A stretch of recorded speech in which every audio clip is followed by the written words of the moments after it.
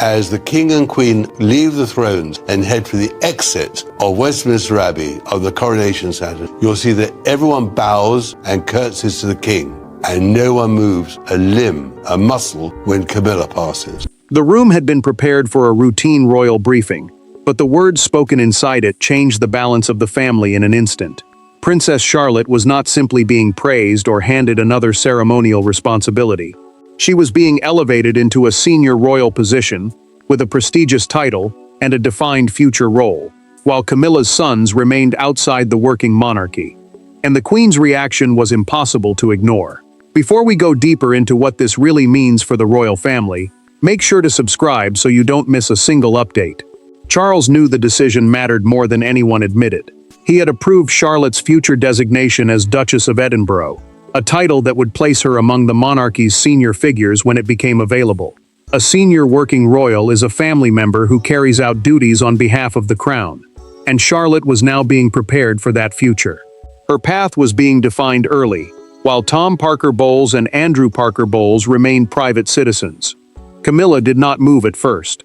She listened as the wording was read, then turned toward the king and asked whether everything had already been settled before she entered the room. Charles hesitated. When he confirmed that it had, she pushed her chair backward with a scrape that broke the silence. The queen consort understood what the announcement meant. This was not simply about Charlotte receiving honor. It was about whose future the institution considered essential. William had helped shape that future before Camilla knew the discussion existed. The prince had argued in private that Charlotte needed a clear constitutional path rather than growing up unsure of her purpose once George moved closer to the throne. Constitutional, in this context, meant connected to the formal structure and duties of the monarchy, not merely family affection. Catherine supported the idea, and Edward had been consulted during discussions about future royal service. Charles, William, Catherine, Edward, senior advisors. Her own name was absent. That omission struck harder than the title itself. She could accept that Charlotte stood closer to the crown by birth, but being excluded made her feel as though her place had limits nobody had dared say aloud. By the time the meeting ended, Camilla offered no congratulations. She left with her expression controlled, but the anger followed her out of the room. Before evening, she demanded a private conversation with Charles. This time, she would not ask about Charlotte. She would ask about her sons, and whether the monarchy had already decided exactly where they would always stand. For Charlotte, the title represented duty she had never requested, but had been prepared to understand since childhood. For Camilla, however, it reopened a wound decades in the making.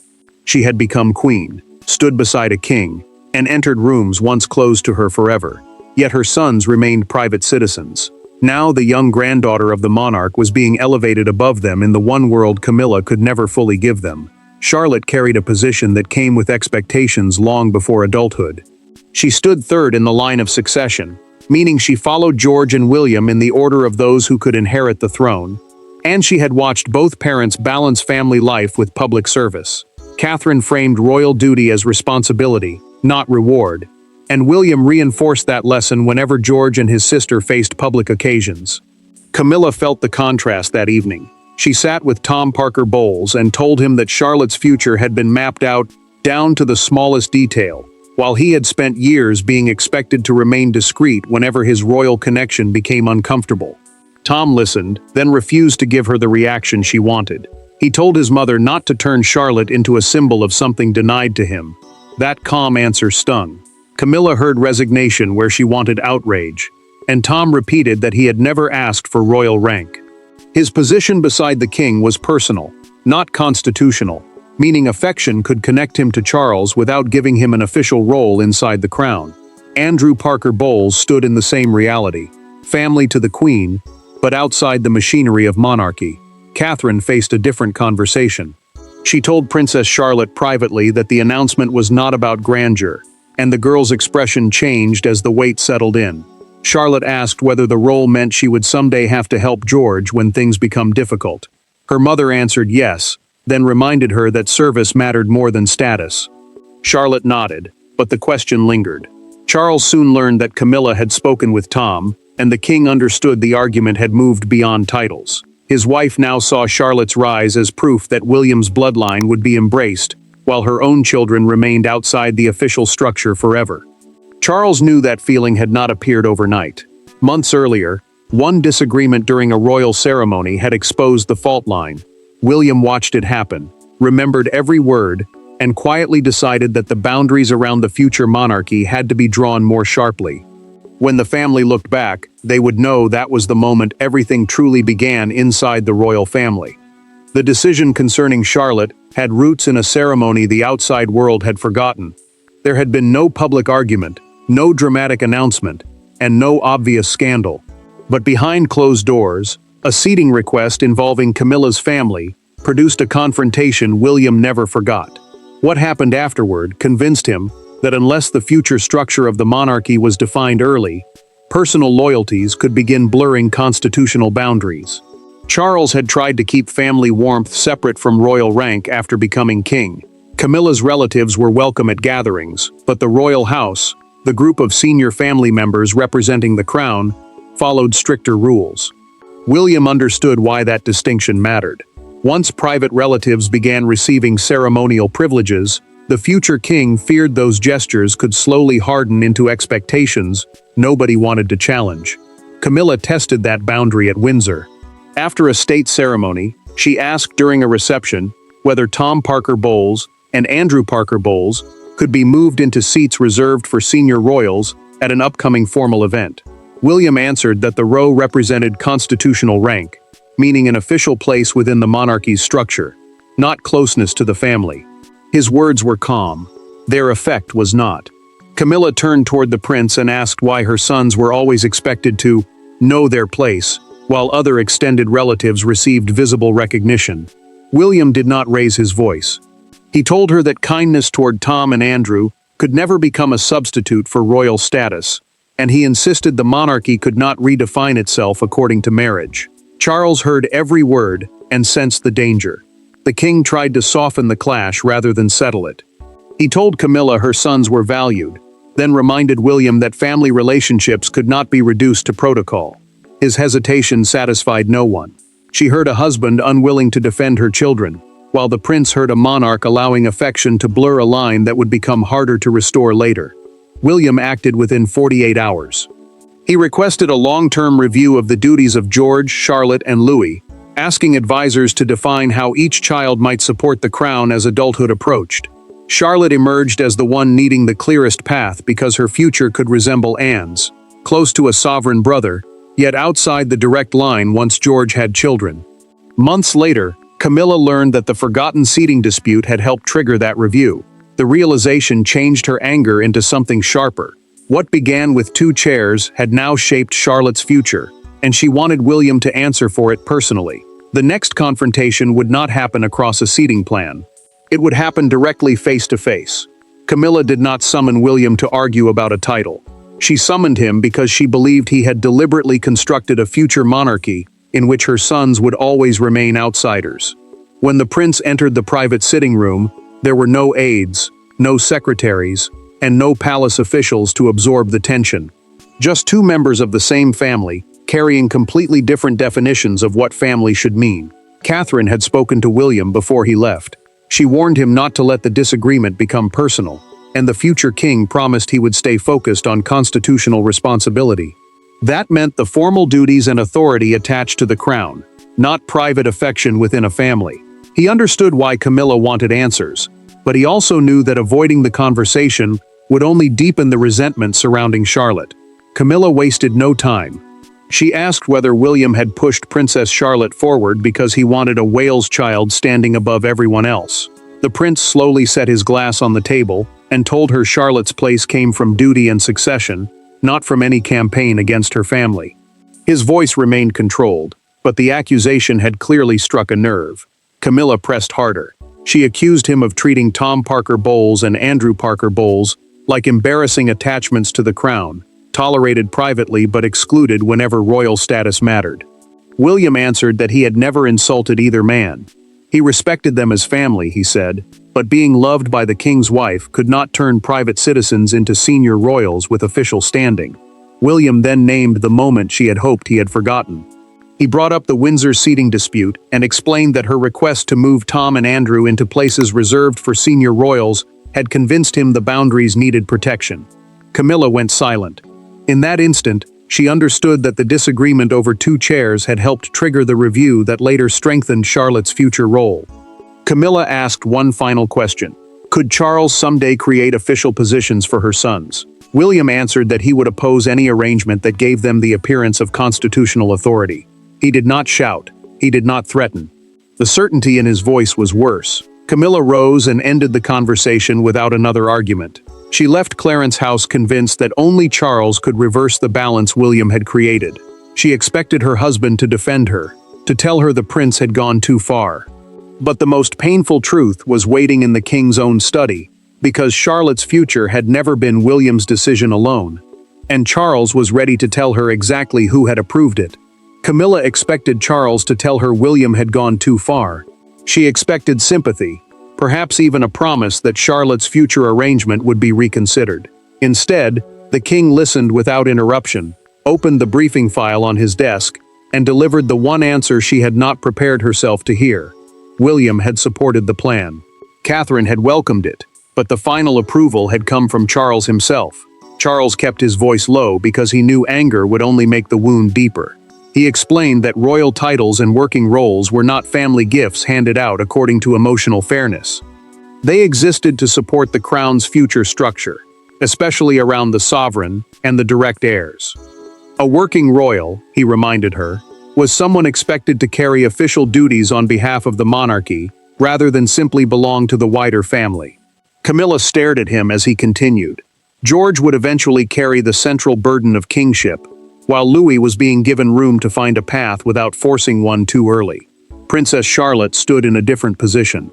Charles believed she could become the steady figure beside her brother, much as Anne had served beside him for decades. The comparison mattered because it placed Charlotte's future inside a pattern of service, not privilege. Charles removed his glasses and finally spoke to her as a husband rather than a monarch. He told Camilla that he had approved the plan because he trusted Charlotte's temperament and believed George might one day need exactly that kind of dependable support. She asked whether all her years beside him counted for nothing when decisions touched her children. His answer was gentle, but brutal. Their marriage gave Tom and Andrew his affection. It could not give them constitutional purpose. Camilla looked away, but the king had more to say. He disclosed during that private conversation that advisors had considered highly visible ceremonial patronage roles for her sons. A patronage is a public association with a charity or organization, often used by royals to support causes. Charles rejected the idea because he feared such appointments would be interpreted as quasi-royal positions, creating confusion that would be difficult to undo. Catherine had also shaped the final language. She urged that Charlotte's future be described through service, continuity, and support for George, rather than rank or prestige. Camilla now understood the scale of what stood against her. This was not William alone. Charles, Catherine, the succession plan, and the crown itself were aligned. The argument had reached its limit. Within days, the decision began appearing in practical ways at major royal occasions, and Camilla discovered that private disappointment was about to become public hierarchy. The palace never announced that Camilla had lost an argument. It did not need to. Royal households communicate hierarchy through details most people barely notice. Who receives briefing papers, who enters first, whose name appears on schedules, and where family members stand during formal moments. After Charlotte's future role was confirmed, those details began changing. And at the first major family gathering afterward, Camilla saw exactly what the new order meant. Senior staff had already begun placing Princess Charlotte beside George in long-term ceremonial planning. Those strategy documents mapped how younger royals might support the crown during future reigns, and Charlotte's name now appeared as part of that structure, rather than simply as a child of William and Catherine. Tom Parker Bowles and Andrew Parker Bowles remained welcome at private family occasions, but advisors kept them outside lists of working royals, meaning people who officially represent the sovereign. Camilla discovered the difference before a Windsor dinner. She picked up a draft seating plan and found Charlotte placed beside senior royal relatives, while Tom and Andrew sat among private family guests. The Queen studied the page for several seconds, then set it down without speaking. Charles watched her face change. He told her the arrangement was not intended as a slight. Camilla answered quietly that intention no longer mattered. Charlotte belonged to the institution, she said, while her sons belonged only to her. Charles reminded her that Tom and Andrew had never been stripped of anything because they had never held royal positions to begin with. The king meant it as reassurance. She heard it as confirmation. Tom confronted the anger later. When Camilla complained privately about the dinner, he told his mother that he did not want a title, an office, or some ceremonial rescue designed to make others believe he belonged inside the crown. He asked her to stop fighting a battle in his name that he had never requested. Camilla tried to answer, but he repeated the point until she fell silent. That silence changed something. Camilla had spent weeks telling herself she was defending her sons from humiliation, yet Tom had just removed that justification. If he did not feel rejected, then perhaps the deeper wound belonged to her. Perhaps Charlotte's rise had forced the queen to confront limits around her own place that becoming Charles's wife had never erased. Camilla did not surrender the resentment immediately, but it had begun to crack. And the final shift would not come from Charles, William, Catherine, or another palace document. It would come when she found herself alone with Charlotte, the one person at the center of the storm who had barely spoken at all. There was no council meeting when Camilla's anger finally began to break. No speech from Charles. No warning from William. The turning point arrived in a quiet room when Princess Charlotte approached her alone and asked a question with none of the calculations surrounding the adults. Had she done something wrong? In that instant, Camilla was forced to see the conflict not through titles or precedents, but through the eyes of the child carrying them. Charlotte had remained behind after a small family gathering at Windsor, while the others moved into another room. Catherine had tried to shield her from the tension surrounding the announcement, but children notice what adults believe they have hidden. She had heard conversations stop when she entered. She had seen expressions change, and she knew the attention around her future role meant something larger than anyone had explained.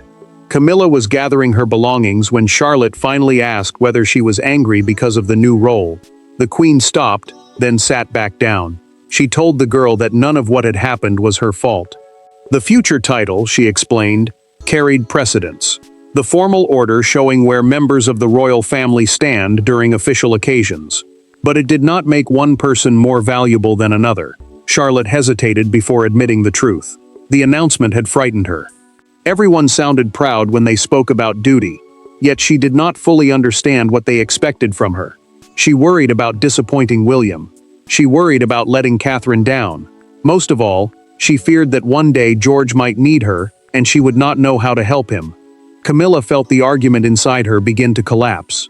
For weeks, she had treated Charlotte's elevation as a prize her own sons could never receive. Now the child in front of her described it as a burden she could never simply abandon. The queen finally understood that privilege and obligation were arriving together, and the girl had not asked for either. Camilla told Charlotte that titles mattered only if the person carrying them remembered who they were without them. When the princess reached for her hand, she did not pull away. That small gesture settled what arguments with Charles and William could not. Continuing the fight would punish a child for a decision made by adults and institutions. Camilla later told Charles privately that she would challenge Charlotte's elevation no longer. She had not embraced every detail, but the battle was over. Inside Windsor, the tension had finally begun to cool. Outside the gates, however, the announcement was about to explode into public debate, and the world would interpret the royal family's private struggle very differently. What had consumed the family in private became a national spectacle the moment Charlotte's future role reached the public. Commentators immediately compared her with Princess Anne. Historians dissected the meaning of the title. Others focused on the uncomfortable question palace officials had hoped would remain secondary. If Camilla could become queen, why would her own children remain ordinary private citizens, while Charlotte moved deeper into the monarchy's formal structure? Royal correspondents treated the announcement as proof that the crown was planning far beyond the present reign. A working royal is a family member who carries official duties on behalf of the sovereign, and Charlotte was now being discussed as part of that smaller future team. The comparison with Anne spread quickly, because the Princess Royal had spent decades supporting the monarch without standing directly in the path of the throne. The story exploded the following morning. A major London newspaper placed Princess Charlotte beneath the headline, "The Crown's Next Princess Royal Powerhouse," and asked whether she was being prepared to become George's most important future ally. The phrase Princess Royal refers to a special title traditionally granted to the monarch's eldest daughter, though it is not automatic. Suddenly, a family decision had become a national argument. Crowds outside Windsor Castle carried that argument into public conversation. Some visitors praised the idea of Charlotte eventually becoming a senior working royal, believing George would need trusted family beside him. Others questioned whether such expectations should be placed on someone so young. The debate exposed the tension at the heart of the decision. Preparation could look like privilege from the outside, while feeling like pressure to the person carrying it. Camilla read the front page over breakfast beside Charles. The Queen remained silent for several moments, then folded the newspaper and said Charlotte would need a very strong sense of herself. The King noticed what she did not say. There was no complaint about Tom, no reference to Andrew, and no accusation that William had engineered another slight. Camilla's change became even harder to ignore at the next family appearance. She spoke warmly with Charlotte, instead of keeping her distance, and the young princess answered without hesitation. Palace observers seized on that exchange because it suggested the private battle had cooled more convincingly than any formal statement could have done. The headlines would fade, but one emotional question remained. Camilla still had to accept that her son's lack of rank did not make them lesser, while Charlotte had to carry her future without guilt. Only then could the family understand what royal status could give them, and what it never could. That understanding would decide how the crisis ended. In the end, Charlotte's title did not defeat Camilla, and Camilla's anger did not diminish Charlotte. The confrontation exposed something more complicated than rivalry, the impossible boundary between being part of a royal family and belonging to the monarchy itself. One is created by love, marriage, and private loyalty. The other is shaped by succession, constitutional responsibility, and duty. For months, Camilla had treated those worlds as though they should become identical. They never could. Charles refused to reverse the decision. Princess Charlotte remained designated for the future title of Duchess of Edinburgh when it became available, while her path toward senior royal service stayed intact. A senior working royal is a member of the family who carries official duties on behalf of the crown, and Charlotte's future would eventually place her beside George as he moved closer to kingship. The king believed that clarity now would prevent confusion later. Camilla finally stopped measuring that future against Tom Parker Bowles and Andrew Parker Bowles. Her sons received no royal rank, constitutional appointment, or palace office, but neither had lost anything that belonged to them. Charles still cared for them privately, and the Queen began accepting that affection did not require ceremonial proof. Their place in her life remained real, even if the monarchy gave it no title. Camilla admitted that truth during a private conversation with Tom. She told him she had confused recognition with love, and had fought as though palace status could prove how much her children mattered. He answered that he had never needed a title to know where he stood with her. For the first time, she listened without defending herself, and he understood that the argument was finally over. Camilla carried that acceptance to Charlotte at Windsor. Before leaving another family gathering, she stopped beside the young princess and told her to grow into the responsibility slowly. Charlotte smiled. Charles noticed the exchange from across the room, and the monarch understood that peace had returned because the Queen had finally separated motherhood from royal office. William's insistence on clear boundaries now made sense. The future king had protected Charlotte's path while also protecting Camilla's sons from duties and scrutiny they had never asked to carry. Charlotte had not defeated them. She had inherited a burden they were free from bearing, and that was where the conflict ended. Camilla released the resentment surrounding her sons, Charlotte stepped toward a future of service, and the monarchy emerged with its boundaries clearer than before. Affection could make them equal in private. The crown never could. Thanks for watching. Please don't forget to like and subscribe, and we will see you in next one.